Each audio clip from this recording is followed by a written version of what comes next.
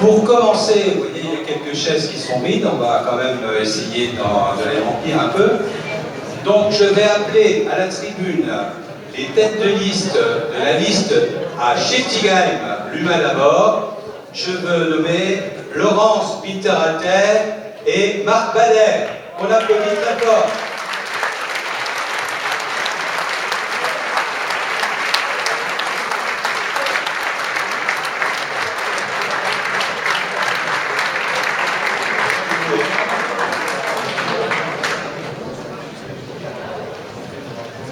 Donc c'est aussi une première, une liste front-gauche à Schiltigheim. Et bien sûr, il ne vous aura pas échappé que cette liste, comme pour Strasbourg, s'appelle à Schiltigheim, l'humain d'abord. Et maintenant, pour compléter un peu les chaises, je vais appeler Ulia Turan et Jean-Claude Val de la liste à Strasbourg, l'humain d'abord.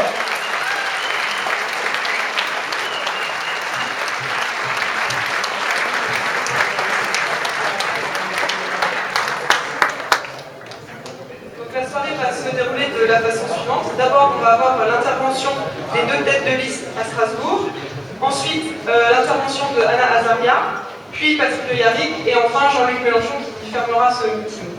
Et je vous demande d'abord d'accueillir Ulia Turan.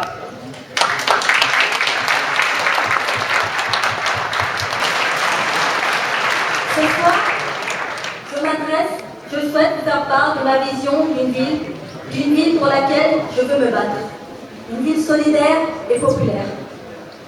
Ce soir, je m'adresse aux forces vives de notre ville, à celles et ceux qui font Strasbourg au quotidien, aux 26 000 ouvriers de notre ville, aux employés, aux cadres, aux ingénieurs, aux retraités et aux jeunes, à toutes celles et ceux qui vivent dans la grande précarité au quotidien.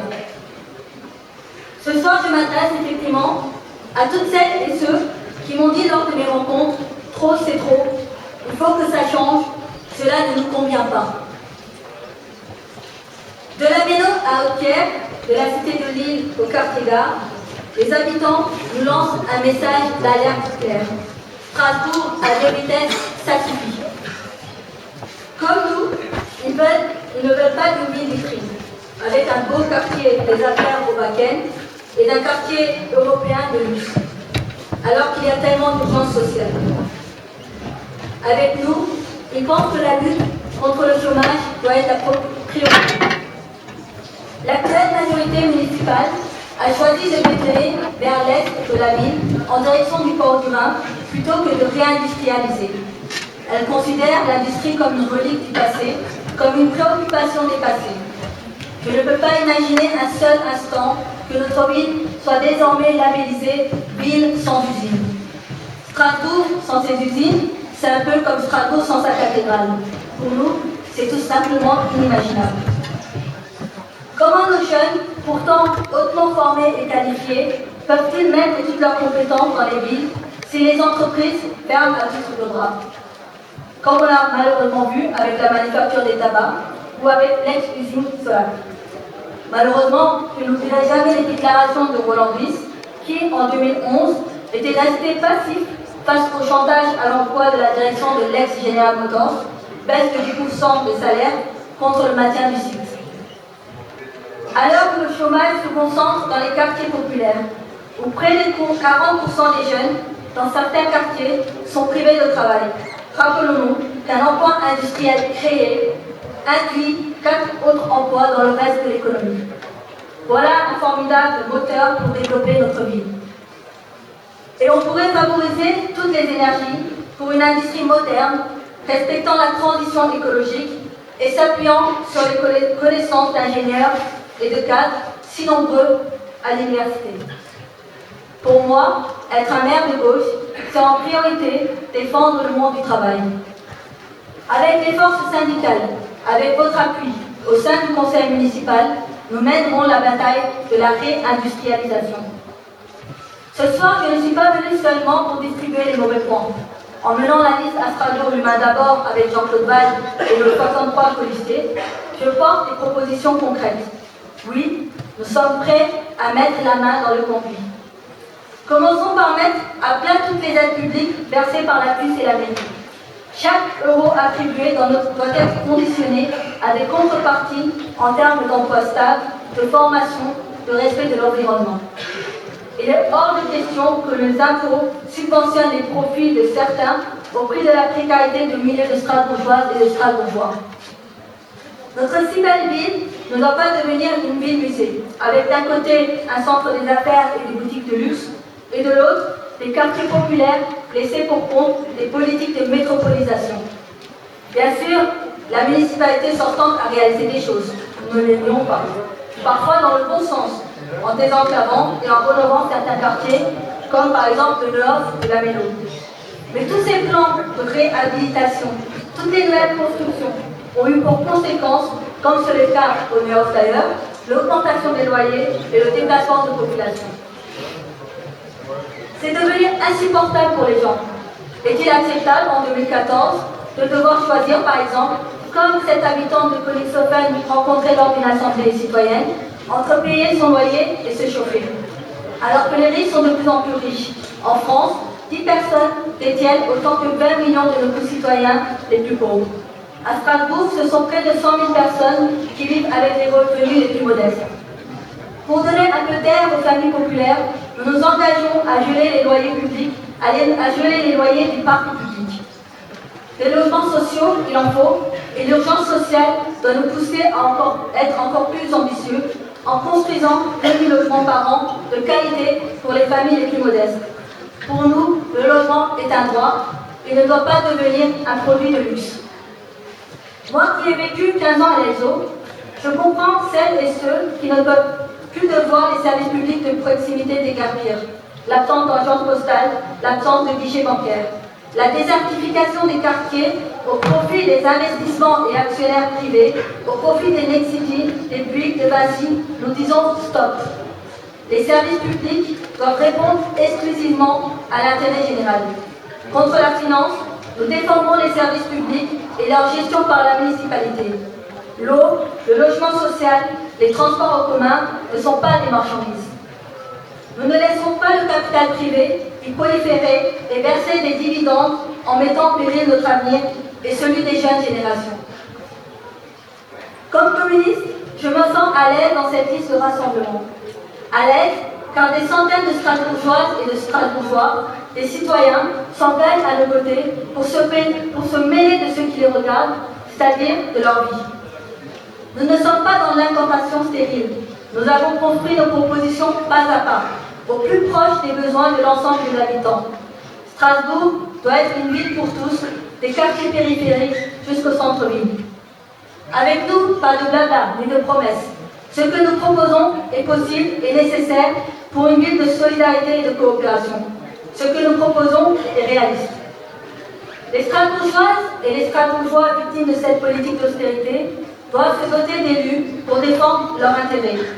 Des élus qui, au sein de la CUS, placeront la gratuité des transports publics comme une priorité. Une ville pour tous, c'est une ville accessible pour tous, quels que soient les moyens financiers, quel que soit le lieu de résidence. Strasbourg, avec des élus réellement engagés au service de la population, pourra se donner les moyens pour que s'exerce la démocratie jusqu'au cœur de nos quartiers. L'Eurométropole, cette invention géniale et monstrueuse du grand patronat, a comme objectif de mettre en concurrence les territoires et les populations, ville contre ville, région contre région, à l'échelle européenne. Eh bien, nous le disons ici, comme nous l'avions dit il y a un an pour le Conseil unique d'Alsace. Les Strasbourgeois et les Alsaciens doivent être consultés pour le référendum. Pierre Laurent l'affirmait récemment, les élus Front de gauche seront des élus utiles, garantis 100% anti-austérité.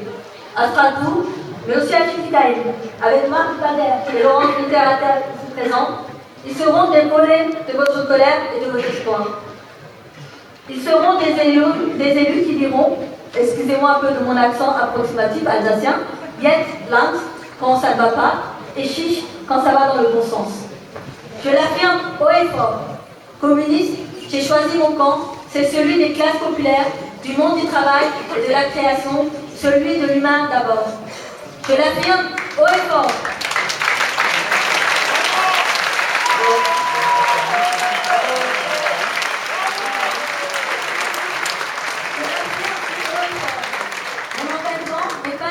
engagement individuel, il est collectif. Ce n'est pas une délégation de pouvoir que nous vous demandons. Unis et rassemblés, nous porterons des propositions utiles pour Strasbourg, des propositions utiles pour placer l'humain au cœur de la ville et au conseil municipal. Chers amis, chers camarades, aujourd'hui, il manque une voix de gauche critique et constructive au sein du conseil municipal. Avec les colistières et les colistiers, avec le front de gauche, ensemble, nous serons demain cette voix-là.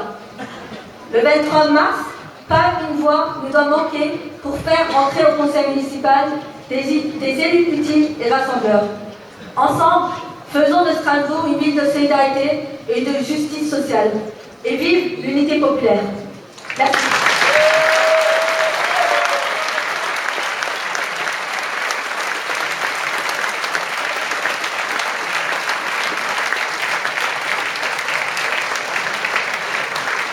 Merci Julia. Alors encore deux petites propositions, enfin des grandes propositions. Le Front de gauche propose de faire une réelle planification écologique en défendant une gestion publique de l'eau, en réintroduisant en régie directe les services d'assainissement livrés au privé. Cette mesure nous tient particulièrement à cœur, instaurer la gratuité des premiers mètres cubes d'eau.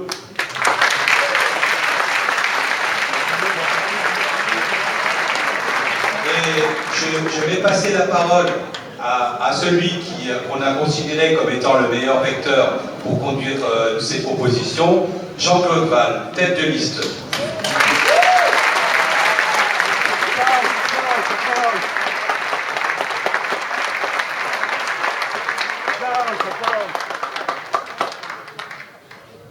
Eh bien, bonsoir. Et c'est impressionnant de vous voir aussi nombreuses ce soir. Chères concitoyennes, chers concitoyens, nous voici. Le Front de gauche est à Strasbourg. Vous vous demandez pourquoi? Eh bien, je vais vous le dire. 45% d'abstention aux dernières élections municipales de 2008. Nous n'en voulons plus. Nous ne voulons pas que dans 2 semaines, les électeurs se détournent davantage encore du choix de l'expression politique positive par manque de choix réel. Justement, le choix réel, ils l'ont. Le voici. C'est nous, c'est les 65 colistiers de Strasbourg, l'humain d'abord, et c'est les 37 colistiers de Schiltigheim, l'humain d'abord. Voilà le choix de gauche, le seul, le vrai, le solide et le fidèle.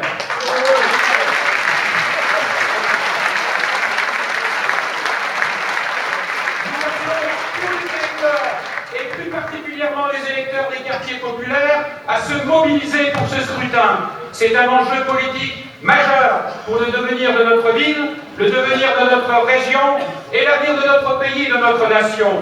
Nous voulons ancrer Strasbourg à gauche, par les luttes et par le vote.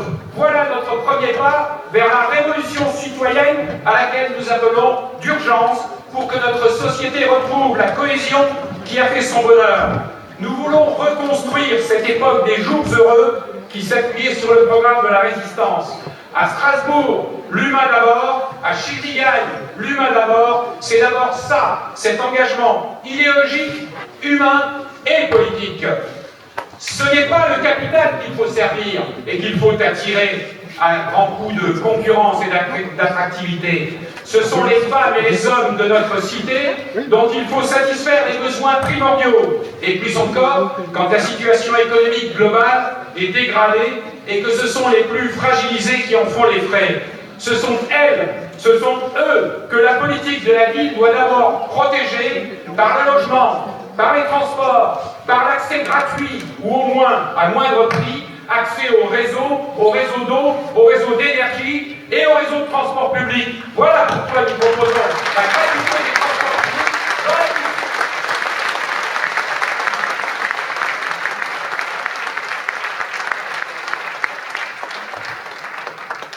Je tiens à saluer tous ceux qui ont accepté de s'engager dans cette difficile aventure. Car ce n'est pas facile de s'exposer lorsqu'on est salarié, lorsqu'on est dans des conditions de travail précaires, lorsqu'on est jeune, lorsqu'on est étudiant, qu'on n'a que très peu d'espoir pour son avenir.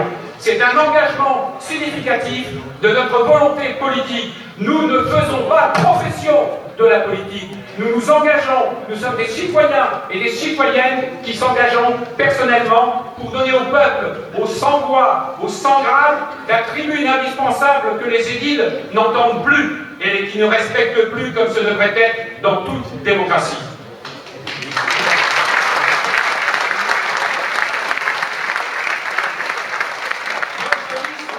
Nos listes se sont patiemment construites dans l'unité à gauche la plus large possible, même si elle n'est pas complète, ce que nous regrettons. Elle s'est construite pour permettre aux citoyennes et aux citoyens de Strasbourg d'exprimer clairement leur refus de voir se poursuivre des orientations politiques qui se succèdent sans changement depuis des décennies, et pas davantage depuis 2012, malgré les promesses, peu engageantes, il est vrai, du candidat Hollande. Ces orientations politiques libérales appauvrissent une part croissante des Français, comme elles ont dévasté la société grecque, ruiné et déconstruit les sociétés espagnoles, portugaises, irlandaises ou encore italiennes, et même islandaises, et tant d'autres peuples encore, sacrifiés sur l'autel du profit par les technocrates néolibéraux qui nous gouvernent dans une Europe qui s'éloigne progressivement des règles fondamentales de la démocratie.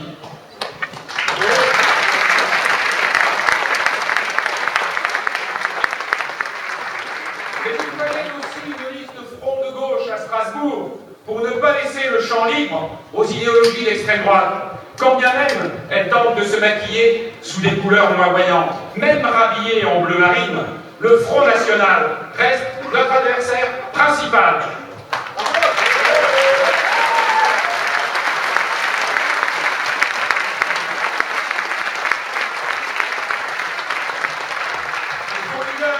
Son leader local, Chaposer, a beau venir du modem, il n'en tient pas moins les propos les plus classiques et excluants de l'extrême droite. Nous saurons le dénoncer et vous saurez voter contre le Front National en votant Front Gauche. Ce Front National distille un discours de haine et de rejet de l'autre.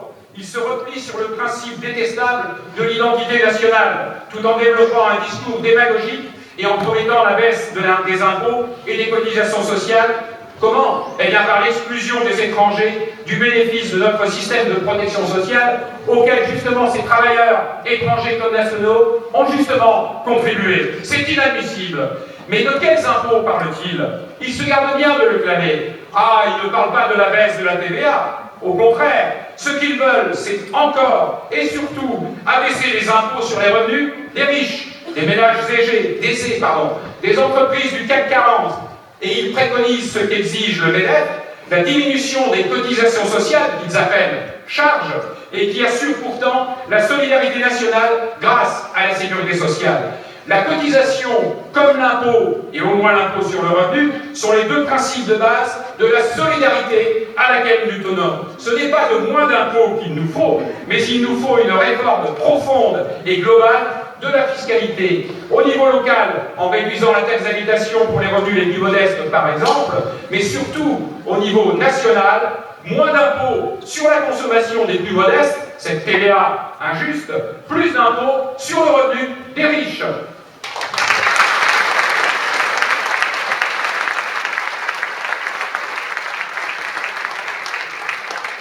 Et à propos du MEDEF, comment Roland Ries va-t-il justifier sur sa liste la présence en 19e position d'un membre du bureau régional du MEDEF, Patrick Projet? La contradiction est majeure. Peut-on se déclarer de gauche et porter sur sa liste un membre responsable du MEDEF?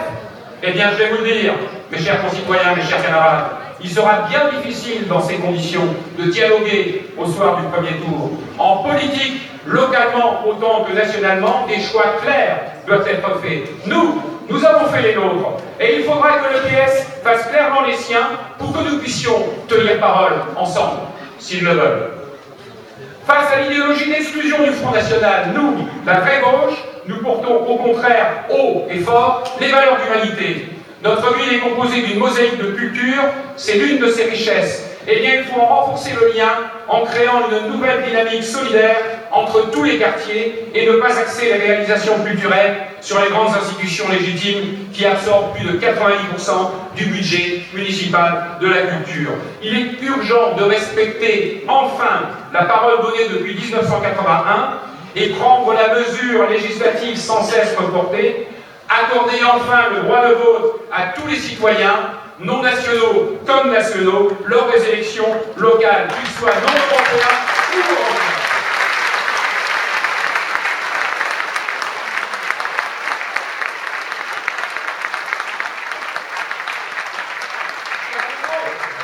Car le droit au vote et l'emploi sont les deux premiers vecteurs de l'intégration et font que tout un chacun se sent et se vit comme habitant la cité.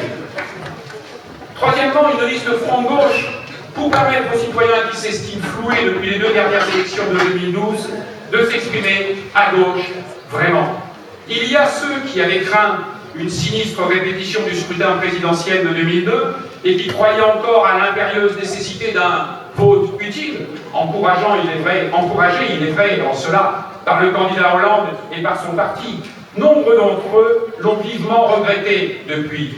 Nous savons qu'une part croissante des électeurs du Parti socialiste ne sont plus prêts à commettre cette même erreur.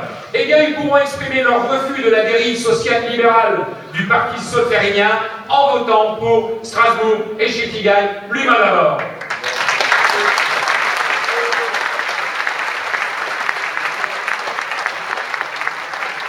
Il est grand temps de manifester par notre vote notre choix pour une réelle opposition de gauche dans les collectivités territoriales tout d'abord, et préparer ensuite notre arrivée prochaine au pouvoir, au niveau national comme au niveau européen. Car je tiens à saluer ici la présence de nos amis allemands, de Die Linke, de Kiev et d'Offenbourg.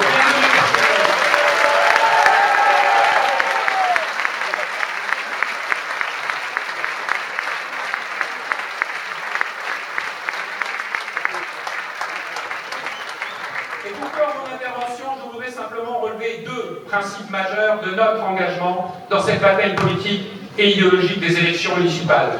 Premièrement, celui de gratuité et secondement, celui de solidarité redistributive.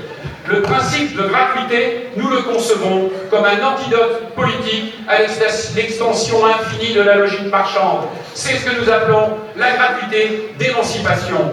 Émancipation des individus tout d'abord, qui se voit ainsi reconnu le droit du libre accès aux services publics fournis par la collectivité. Mais c'est aussi l'émancipation des esprits pour nous libérer intellectuellement et idéologiquement de cette logique marchande que l'on nous assène à longueur de discours, d'émissions et d'articles dans les médias comme un univers indépassable. Non, un autre monde, une autre logique sont possibles. Et ce principe de gratuité doit être appliqué pour tout ce qui relève des besoins vitaux. La gratuité des transports publics que nous défendons et qui en est l'aspect le plus spectaculaire, que nous savons réalisable puisque de nombreuses autres communes de France et d'autres pays européens comme Tallinn, la capitale de l'Estonie, le mettent en pratique. L'exemple le plus connu en France est Aubagne, qui le pratique depuis 2009 et qui peut se permettre, nonobstant, de construire une première ligne de tramway. C'est donc possible. Eh bien, nous engagerons la municipalité le plus loin possible et le plus fort possible pour le réaliser à Strasbourg aussi.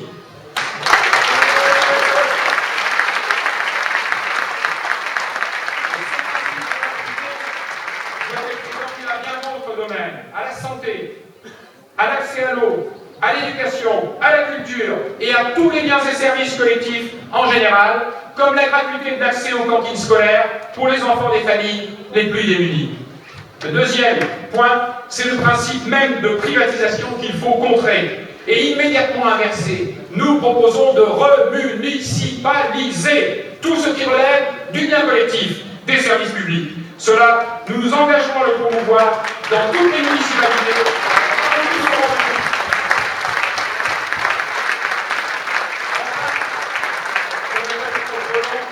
Le principe de la fiscalité redistributive comme principe de solidarité et de justice. L'État doit assurer la cohésion de la nation par sa politique redistributive en prenant l'argent où il se trouve. Et il se trouve notamment dans les grandes entreprises, dont celle du CAC 40. L'an passé, elles ont distribué 210 milliards de revenus à leurs propriétaires capitalistes et n'ont pourtant investi que 180 milliards d'euros. Où est l'erreur? Dans les revenus des ménages les plus élevés, il faut élever l'impôt progressif, le durcir encore en augmentant le nombre de tranches. Il y a une vingtaine d'années, il y avait 14 tranches, il n'y en a plus que 5. Le taux marginal supérieur est de 68%.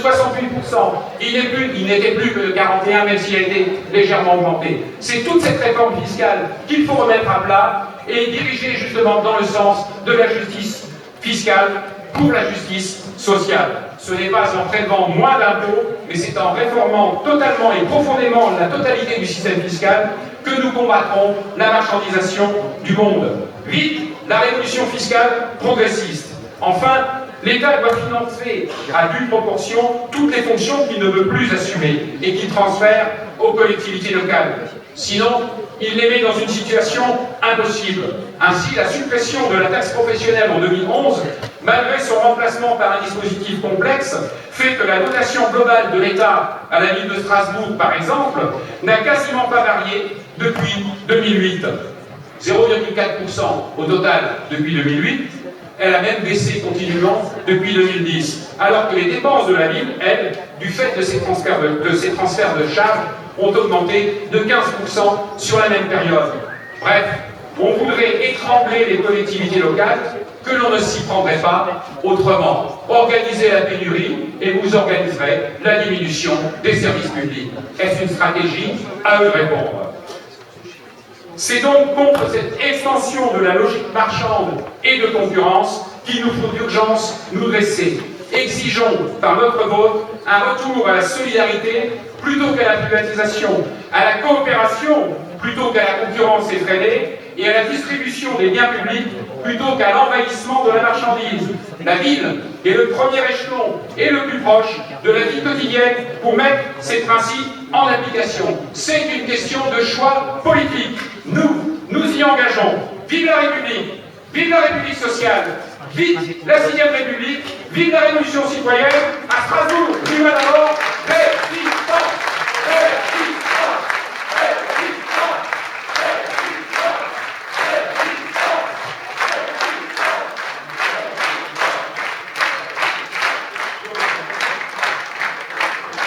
Merci, monsieur le maire. Alors, encore deux propositions. Le Front de gauche propose de fournir les cantines scolaires avec des fruits et légumes produits localement.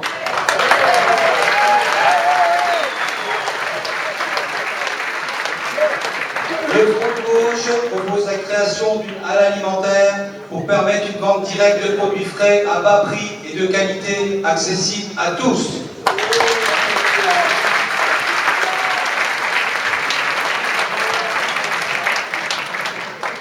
Et maintenant, nous allons accueillir Anna Azaria, qui est la présidente de l'association Femmes Égalité.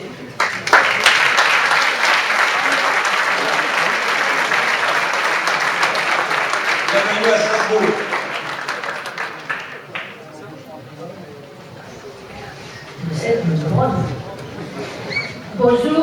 Bonjour à toutes, bonjour à tous.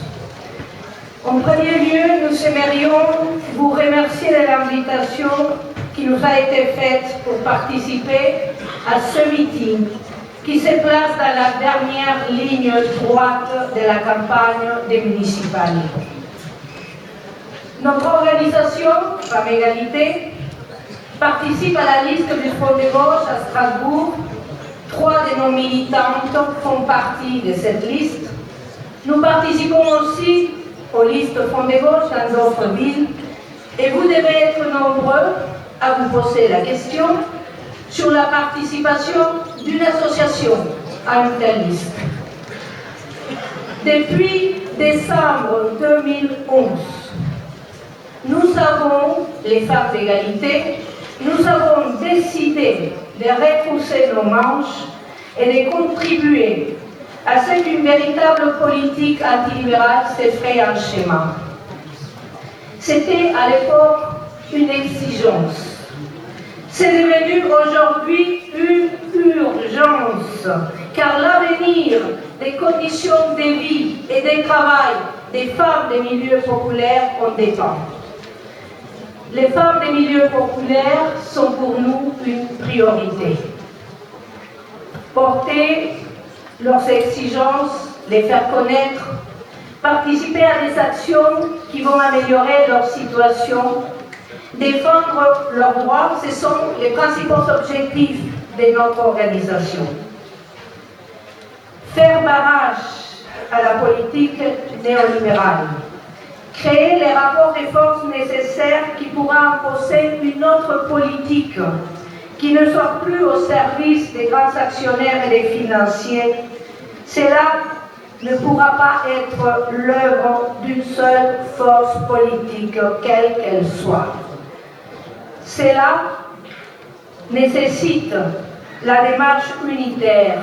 Elle est essentielle, car l'objectif est immense. Alors, c'est parce que le Front de gauche, c'est un regroupement des forces politiques qui luttent avec détermination pour imposer une politique antilibérale que nous avons décidé depuis décembre 2011 de soutenir, de participer aux campagnes du Front de gauche. Moi-même, je fais partie de son comité national.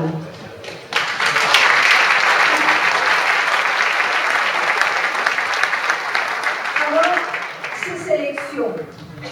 ces élections municipales ont lieu aujourd'hui dans un contexte où la politique néolibérale, parce qu'il faut l'appeler par son nom, la politique néolibérale de François Hollande fait des ravages dans les milieux populaires. La pauvreté, le chômage augmente, les conditions de vie des populations dans nos quartiers deviennent de plus en plus difficiles. Et à côté de cela, les annonces faites par Hollande lui-même, en personne, en faveur des grands actionnaires sont révoltantes. Il leur offre des milliards d'euros sous forme de réduction d'impôts ou de suppression des cotisations sociales. Ces élections municipales sont pour notre organisation l'occasion de dénoncer la politique d'austérité du gouvernement et ses retombées sur la vie des communes, ses retombées plus concrètement sur la vie des femmes travailleuses, des femmes retraitées, des chômeuses, des femmes des quartiers et de leurs familles.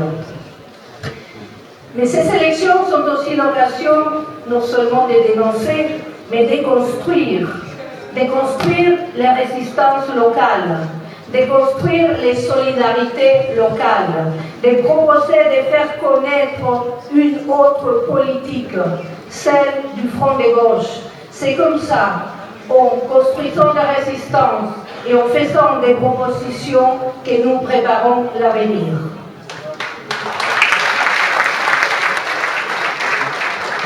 Les exigences des femmes des milieux populaires ne pourront être prises en compte que par une municipalité qui place les femmes et les hommes du peuple au centre de son action. Ce ne sera pas le cas d'une municipalité qui se met au service d'une petite partie des privilégiés de la population. Il faut une municipalité qui se mette au service de la grande majorité de la population. Il faut une municipalité Front de gauche. Le 23 mars, il faut voter pour la liste à Strasbourg, Luma, d'abord. Anna Azaria, présidente de Femmes d'égalité.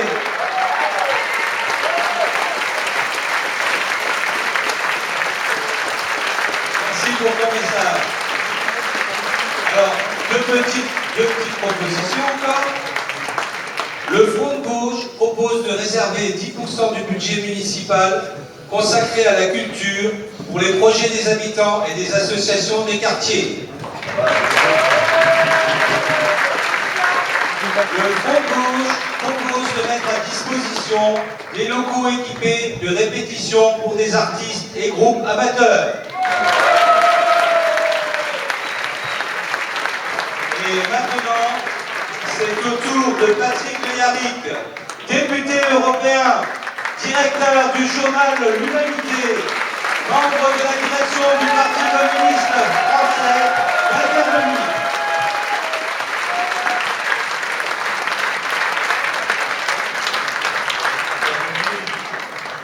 Chers camarades, c'est avec d'autant plus de plaisir que on se trouve parmi vous ce soir, que cette réunion est un grand succès et montre, je crois, depuis quelques jours désormais, une montée du front de gauche dans tout le pays. Contrairement à ce qui a été dit il y a de cela plusieurs semaines, non seulement le front de gauche est de retour, mais le front de gauche est le cœur battant de la gauche et il y en a bien besoin.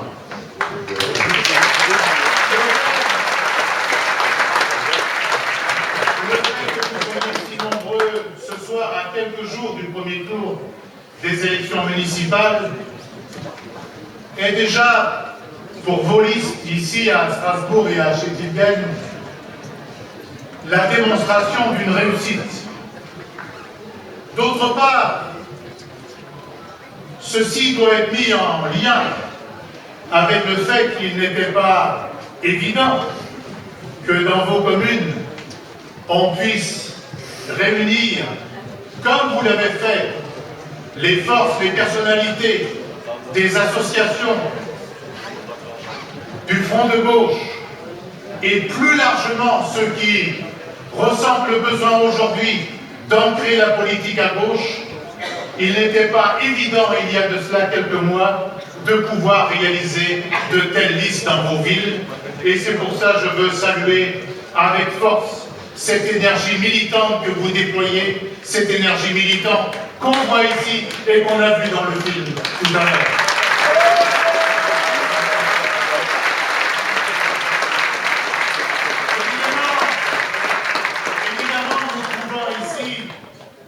On est à milieu de cette petite coterie qui est venue, il y a pas si longtemps que ça, en TGV, paraît-il, de Paris, pour tenter de faire réélire Madame Keller.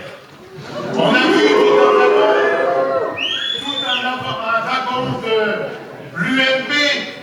Vous savez, ces gens qui ne peuvent se parler qu'avec un magnétophone sur la table, ces gens qui, entre eux, se font des petites combines en surfacturant la campagne du copain pour la société d'à côté qui, évidemment, vous refourguera l'argent. Ces gens qui, paraît-il, désormais, soudoient jusqu'aux magistrats pour savoir le contenu des enquêtes qu'il y a sur eux, surtout quand on est ancien président de la République. Et ceci se comprend. Il y a tellement d'enquêtes. Tous ces gens qui sont venus en TGV faire élire l'UMP, ils ont tellement de travail déjà à se défendre devant les tribunaux qu'il ne faut leur faire aucun cadeau le 23 mars prochain.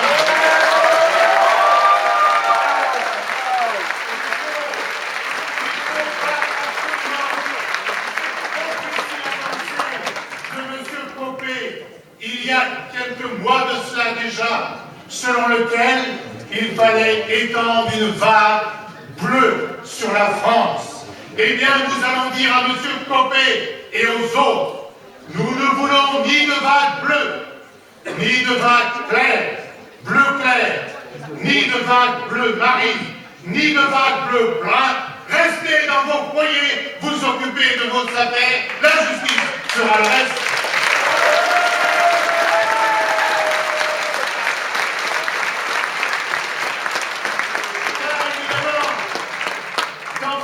Délétère qui est devant nous depuis quelques jours, mais qui succède à une multitude d'autres affaires, dont celle soulevée par celle d'un ancien ministre du budget, M. Cahuzac, où à l'époque, à l'initiative à l'appel de Jean-Luc Mélenchon, le 5 mai dernier, nous avions fait dans Paris une grande marche pour transformer la République. Eh bien aujourd'hui, plus que jamais, cette question est à l'ordre du jour, car au-delà de la pourriture qui nous apparaît un peu plus à la surface de la vie politique, ce qui est en jeu, c'est que cette République, elle se meurt de dirigeants politiques qui d'une part sont corrompus, qui d'autre part ne cessent de mentir à nos concitoyens.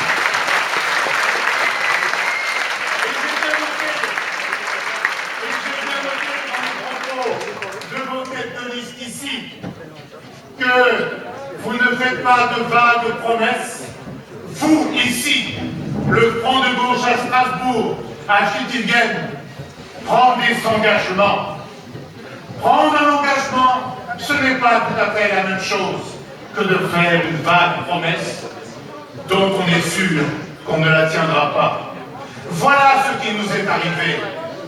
L'actuel président de la République a fait des promesses, a multiplié les discours, et ils étaient d'autant plus à gauche que le Front de gauche et Jean-Luc Mélenchon montaient dans les enquêtes d'opinion. Mais évidemment, ils ne tiennent rien de cela. Non seulement ils ne le tiennent pas, mais ils se mettent directement sous la coupe des autorités européennes pour appliquer une politique de super austérité, la même politique qu'appliquent tous les gouvernements, qu'ils soient de droite ou sociaux-libéraux dans toute l'Europe. Voilà pourquoi une des significations du vote que vous allez émettre ici le 23 mars, ce sera la signification d'un vote anti-austérité. Et vous allez dire, comme vous l'avez expliqué tout à l'heure, fort justement, que vous voulez faire de votre commune des collectivités territoriales des boucliers anti-austérité, des boucliers sociaux au service des plus démunis, au service des populations, au service des travailleurs, des salariés, des jeunes, des retraités, des femmes, des précaires, toutes celles et ceux que le système capitaliste laisse aujourd'hui au bord du chemin. Oui, la collectivité territoriale, la commune n'est pas elle-même un service public. Et il est non seulement dommageable, mais il est extrêmement grave pour notre République, pour ceux qui se prétendent les héritiers de Jaurès et de la Révolution française, de saccager, comme on le fait aujourd'hui, les communes, en leur retirant de plus en plus de moyens financiers, alors qu'on leur transfère les charges et on leur laisse à charge les populations les plus en difficulté, c'est-à-dire qu'on détruit la solidarité nationale. Eh bien, la commune, telle que vous l'avez expliqué, de Strasbourg, celle de Schüttingen, vont devenir, grâce à vous, des lieux où on organise la solidarité, des lieux où, grâce aux services publics, on permettra à chacune et à chacun d'accéder aux biens communs. Les transports, oui, vous avez raison de revendiquer le transport gratuit. Cela se fait à Aubagne. Cela n'a pas ruiné ni la commune ni les habitants. Cela permet à des gens de se déplacer de manière confortable pour aller à leur travail, et ça permet à des gens qui n'en ont pas de pouvoir aller voir des employeurs, ce qui est refusé à beaucoup de jeunes encore aujourd'hui. Mais au-delà de ça, développer ceci, c'est créateur d'emplois. Développer ceci permet de commencer à transformer le logiciel dans lequel on nous enferme aujourd'hui, c'est-à-dire ceci nous permet d'avancer, de faire un pas vers ce que nous appelons la transition écologique. De même, vous avez dit qu'une de vos priorités était le logement et le logement social. Et de ce point de vue, oui, il faut appliquer les lois. Et oui, vous avez raison, et nous avons raison dans tout le pays, de placer comme une grande priorité nationale et locale la création de centaines et de centaines de milliers et de millions de logements sociaux accessibles aux plus démunis aujourd'hui, car il y a trop de gens qui n'ont pas soit de logement de qualité ou de logement du tout, ou un logement trop cher. Or, ceux qui nous font tant de discours sur la compétitivité depuis des mois, mais c'est de cela qu'on devrait parler.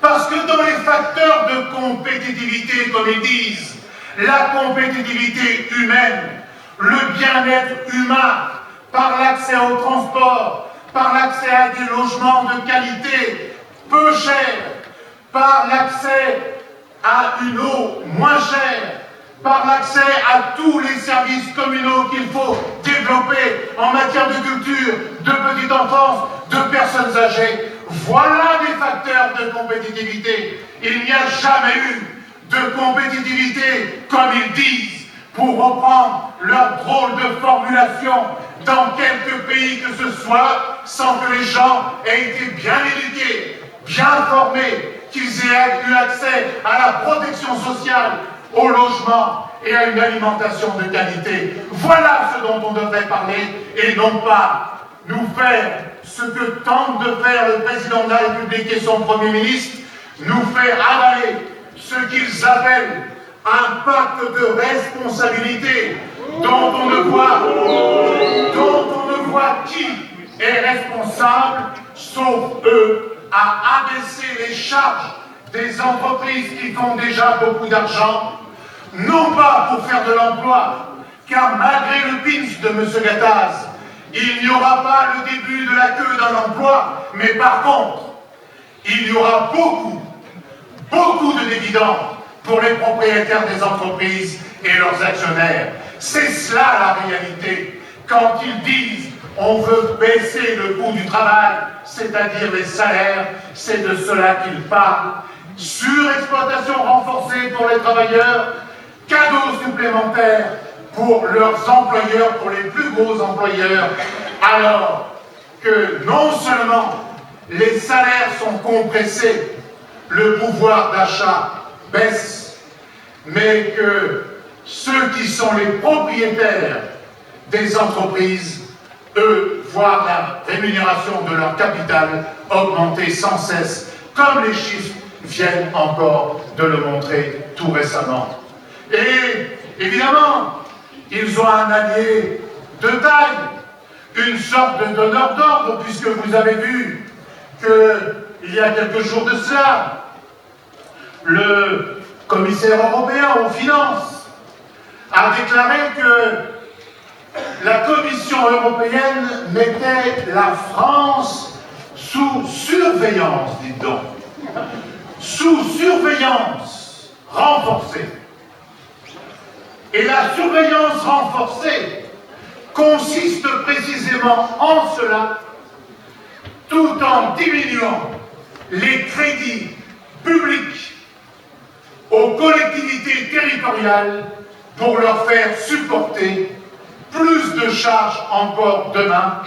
C'est-à-dire que peu à peu, la contre-révolution à l'œuvre dans notre pays, qui est une contre-révolution fiscale, une contre-révolution sociale, puisque, comme l'a dit tout à l'heure Anna, on va éliminer la part de cotisation patronale due pour les allocations familiales. Et on nous dit désormais qu'il faut aller plus loin et plus vite à cela. Eh bien, l'utilisation du bulletin de vote pour les listes du Front de gauche et Strasbourg, Schittigheim, l'humain d'abord, aura cette signification profonde de refus de l'austérité, de permettre aux collectivités territoriales de mettre en œuvre des politiques sociales, des politiques culturelles, éducatives, des politiques pour la jeunesse, en ayant les moyens. Et ceci doit se doubler d'élus locaux qui vont se battre demain pour, oui, une réforme profonde des fiscalités, dont la fiscalité locale. Car il est vrai qu'aujourd'hui, dans la fiscalité locale, la part du patronat a diminué avec la suppression de la taxe professionnelle. Mais l'impôt foncier, comme la taxe d'habitation, reste injuste. Il reste à bâtir cela.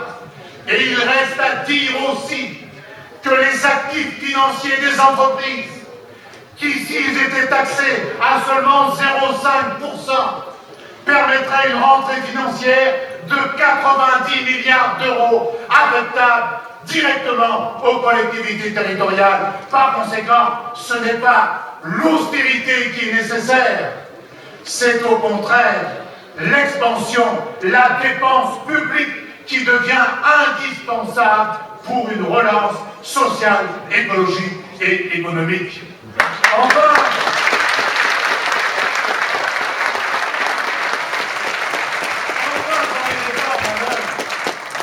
et ce que vous dites fort justement à propos de Europol, qui est le missile destructeur des collectivités locales telles qu'elles existaient jusque-là, c'est-à-dire un éloignement toujours plus grand des élus locaux, des maires, des adjoints, des conseillers municipaux, des centres de décision.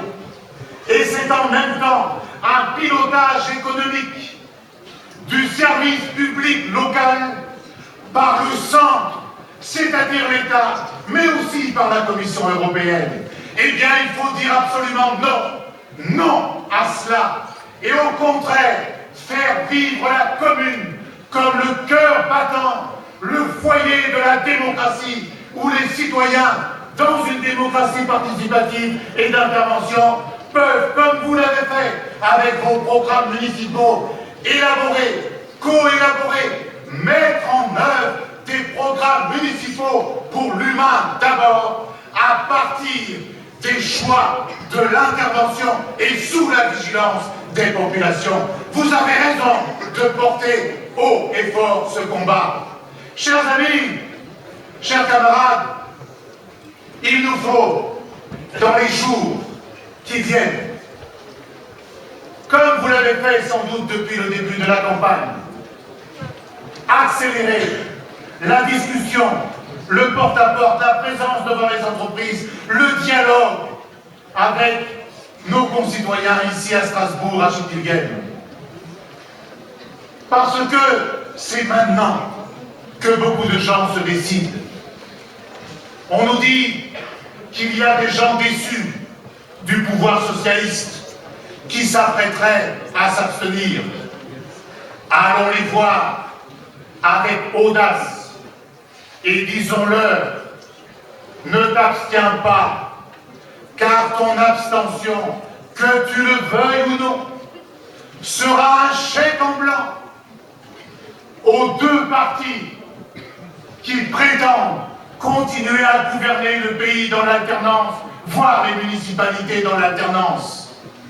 Donc, si tu n'es pas content, à juste titre, si tu te sens déçu, blessé, si tu es révolté, si tu refuses l'austérité, si tu veux une commune à ton service, si tu veux des élus à ta disposition qui seront là en permanence et dont tu peux être sûr qu'ils ne tremperont dans aucune magouille. Il n'y a aucun élu du Front de gauche dans quelque magouille que ce soit, ni les écoutes téléphoniques, ni les magnétophones, ni dans les affaires de corruption, notons-le bien.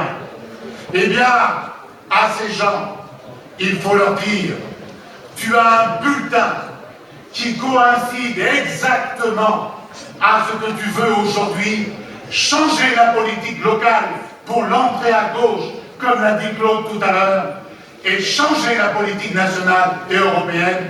C'est le bulletin du Front de gauche, c'est le bulletin qui pèsera en faveur d'une commune qui en permanence dira non au fric, non au quartier d'affaires, l'humain d'abord.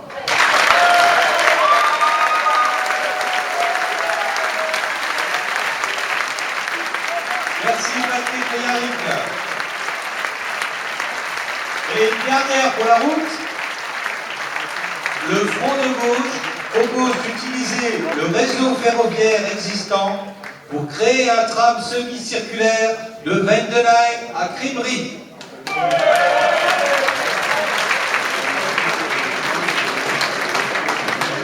terminer ce meeting, nous accueillons maintenant le coprésident du parti de gauche, Jean-Luc Mélenchon.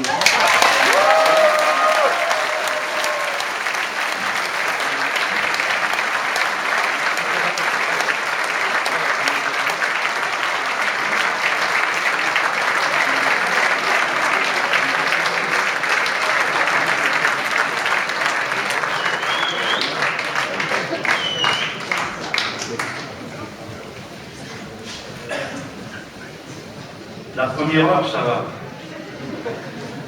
Ça, pour ceux qui sont debout. Bravo d'être là si nombreux, parce que c'est déjà la démonstration qui est faite que ce que nous avons fait ensemble, place de Broglie, il y a tantôt 2 ans, n'était pas qu'un feu de paille ou un petit champignon poussé après la pluie. Oui, nous avons réussi notre coup. Ça les fait pas peu enrager. Notre force est en pleine renaissance. Les drapeaux rouges, de nouveau, ont leur place dans la cité. Et les rouges peuvent expliquer eux-mêmes leurs idées, les développer, les proposer, les mettre en partage. Alors qu'on a cru un temps que c'en serait fini de ce que nous sommes fondamentalement, le grand parti des partageux, ceux qui n'ont jamais accepté un seul jour de se résigner, de voir quelques-uns être heureux ou le croire dans des océans de malheur. À cet instant donc, c'est au tour de Marc Bader, leur littérateur à Chiltegan, où j'adresse un petit bonjour à mon camarade Guy Desportes, c'est mon vieux camarade. J'espère qu'il est dans la salle, sinon ça va chauffer. Il est 3e de liste.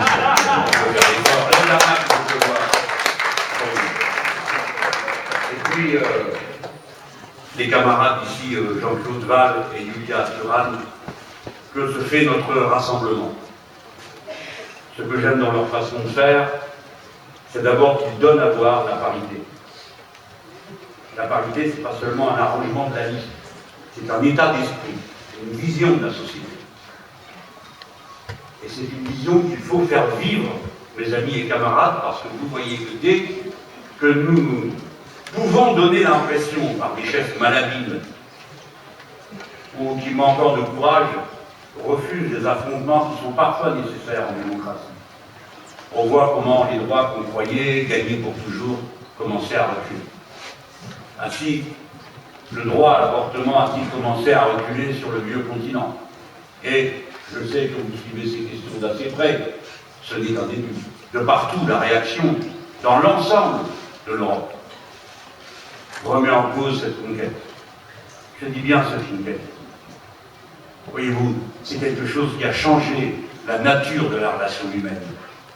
C'est une des conquêtes les plus extraordinaires que l'humanité ait pu faire. Ce qui était autrefois un destin social, du fait d'une aptitude biologique, celle que les femmes apportaient dans leur corps les enfants, ce qui était une sorte de fatalité, tout d'un coup, parce qu'elle est dominée et maîtrisée, devient une formidable occasion de joie, de bonheur, de liberté absolue.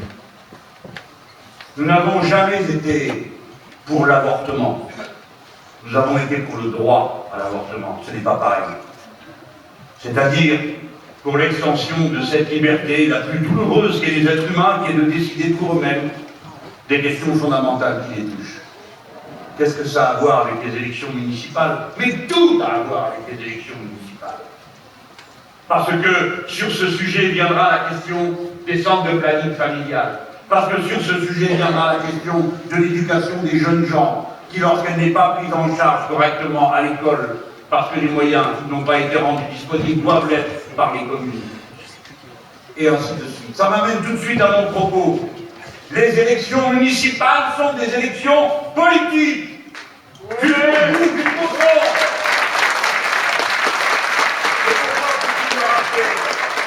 Parce que je vois des chefs à la ramasse qui prétendent que ce sont des élections locales. Eh bien oui, on a compris qu'elles avaient lieu localement. Mais qu'est-ce qu'on rencontre comme problème local, je vous prie, sinon la forme locale de problèmes généraux? De quoi comparer à cette tribune? D'éducation, de santé, tout à voir avec la vie locale, et la vie locale à voir tout le temps avec la politique à son niveau le plus élevé. Ceux de nos concitoyens qui reculent le moment de se soigner, ensuite ne se soignent pas, ou quand ils vont se soigner, c'est trop tard, la maladie a déjà fait des dégâts, et alors qui les prend en charge? La question des centres de santé est posée. La question de la disponibilité de l'argent nécessaire pour accompagner, car la maladie, ce n'est pas qu'une maladie du corps, c'est souvent tout le reste qui va avec. Le désespoir, la déprime, le fait de se sentir seul, on se cache parce qu'on n'ose pas dire que l'on a mal, que l'on est mal, ou bien parce que ça se voit et qu'on en est gêné. Le parti pris de l'humain d'abord touche à tous les compartiments. Et vous autres, je vais vous dire une chose.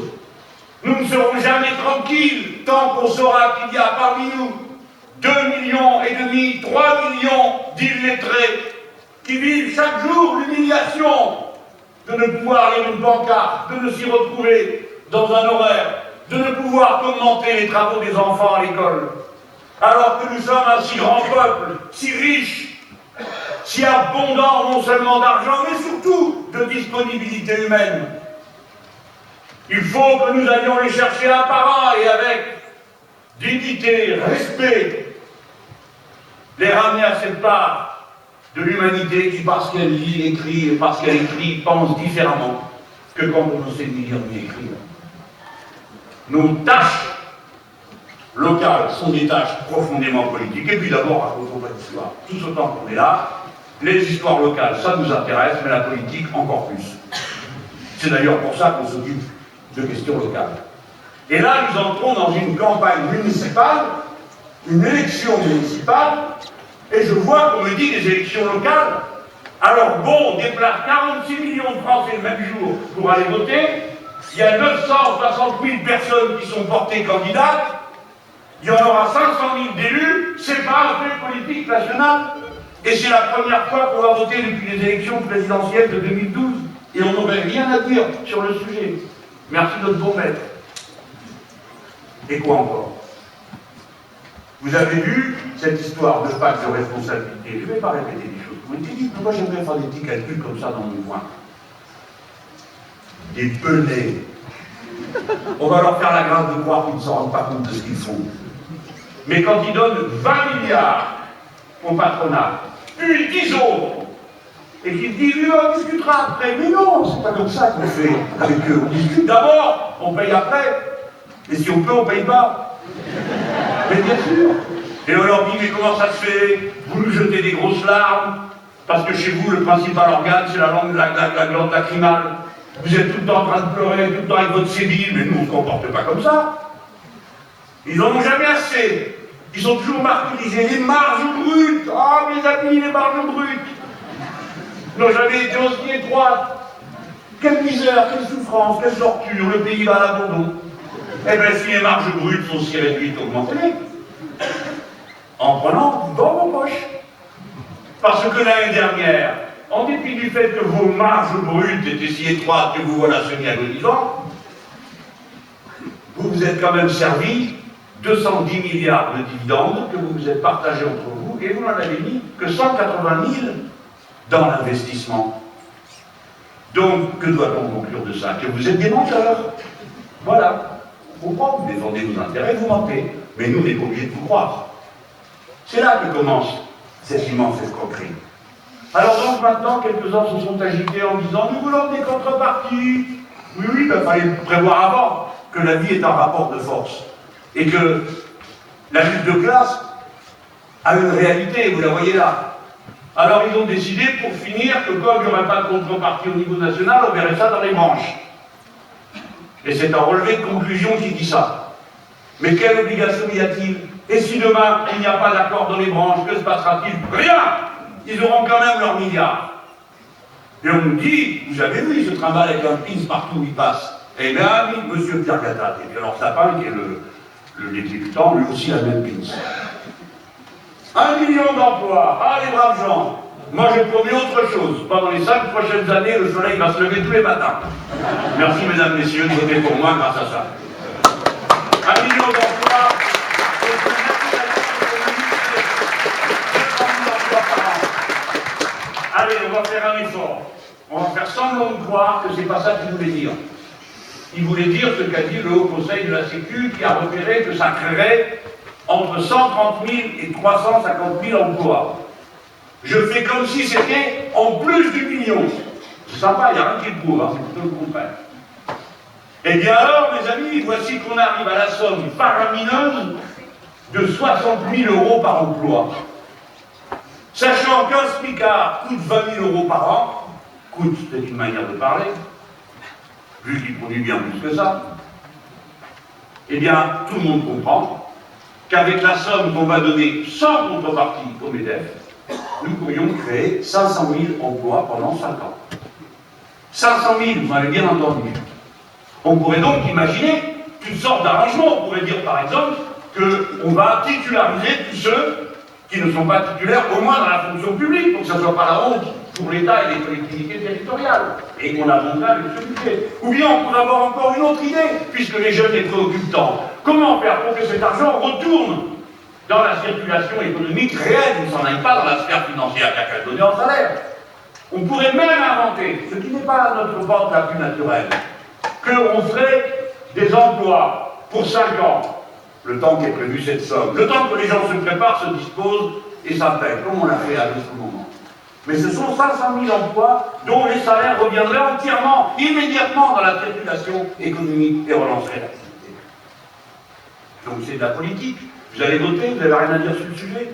Vous vous êtes fait délester de 10 milliards par la TVA et vous allez vous faire délester de 250 000 emplois dans les collectivités publiques parce que le chef de l'État a annoncé que c'était 4% d'économie, nous on a fait le compte, ça fait 250 000 emplois de moins. Et on n'aurait rien à dire sur le sujet. On devrait juste s'occuper du local. De quelle couleur pensez-vous que la bordure de trottoir doit être? C'est une bonne question. J'ai été élu local, il n'y a pas de question méprisable au niveau local.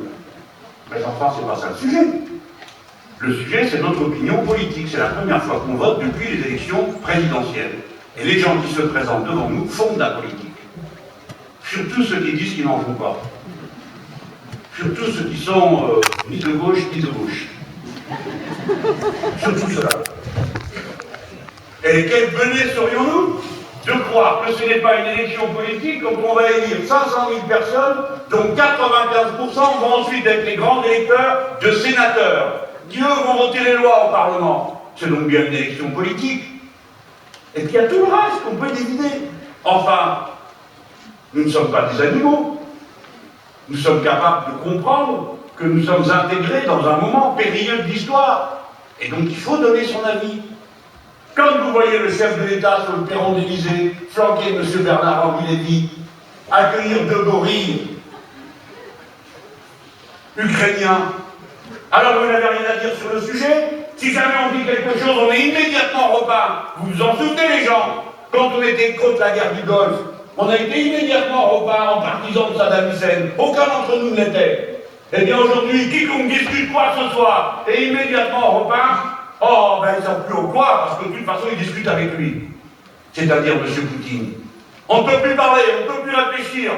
On n'aurait pas le droit de dire ce qu'on sait, qu'à la faveur d'un mouvement populaire qui n'est pas fini, qui ne fait que commencer en Ukraine, pour des raisons qui sont sociales, contre les kleptocrates, les bandits, les voyous, les oligarques pourris jusqu'à la moelle, qui font endurer un enfer sans fin.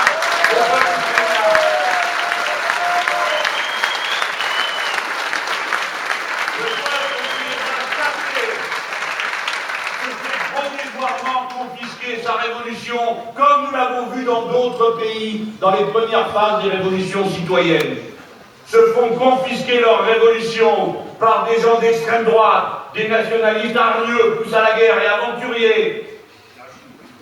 Et des néo-nazis. Je dis, il y en a 4 dans le gouvernement, le journaliste dit non, 3, mais s'il n'y en avait qu'un seul, ça serait insupportable. Il y en a 5. Alors,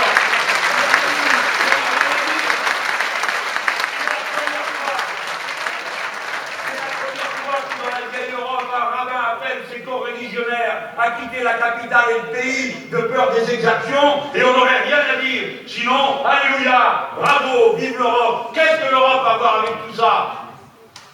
Où croyez-vous que quelqu'un en Ukraine ait réellement dit « Ah, nous rêvons de devenir des Grecs » parce que c'est ça qu'ils leur proposent.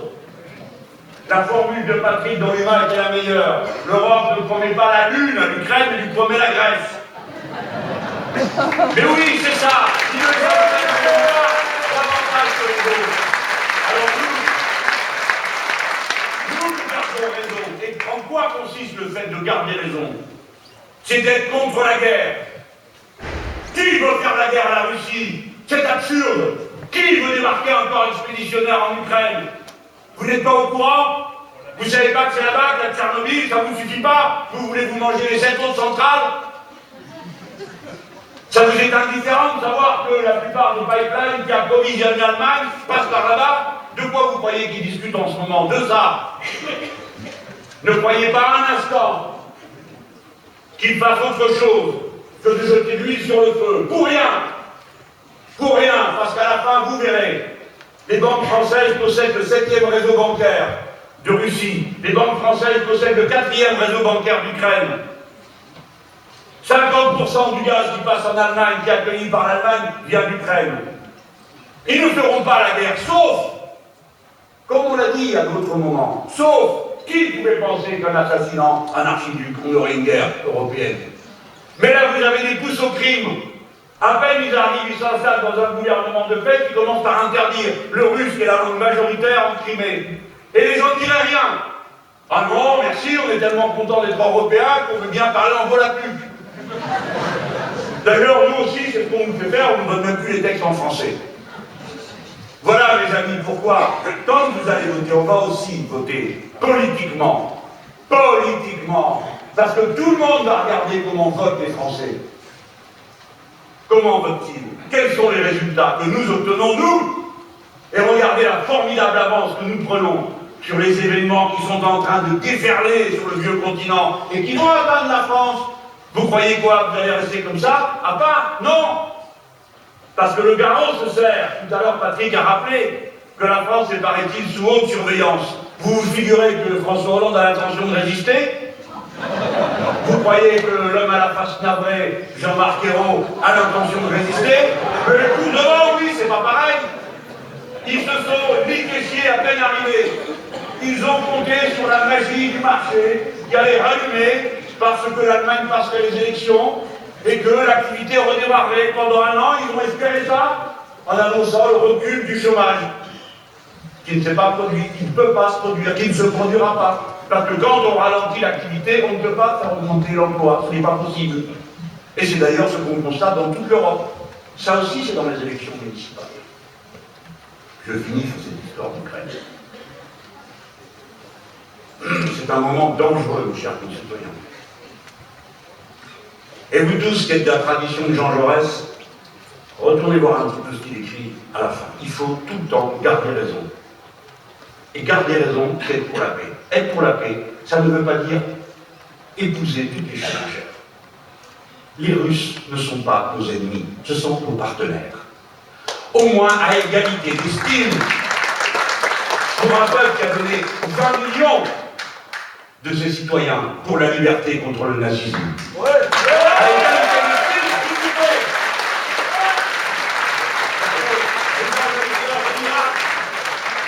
Et autres entrepreneurs de guerre, mais qu'ils fassent le bilan. Ça fait maintenant 20 ans que ça dure.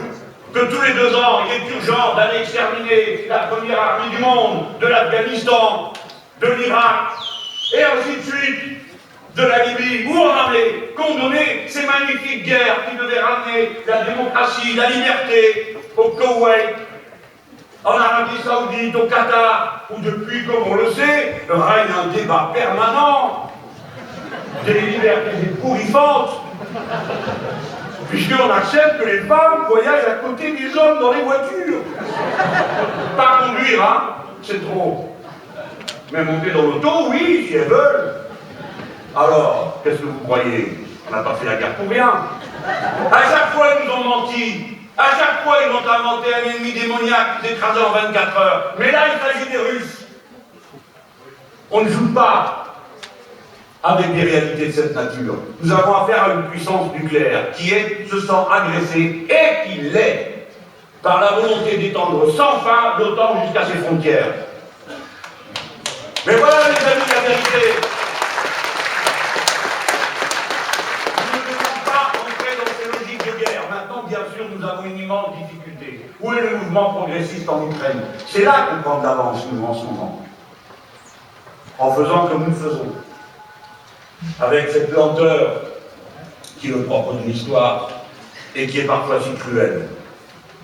C'est lent, mais c'est reparti.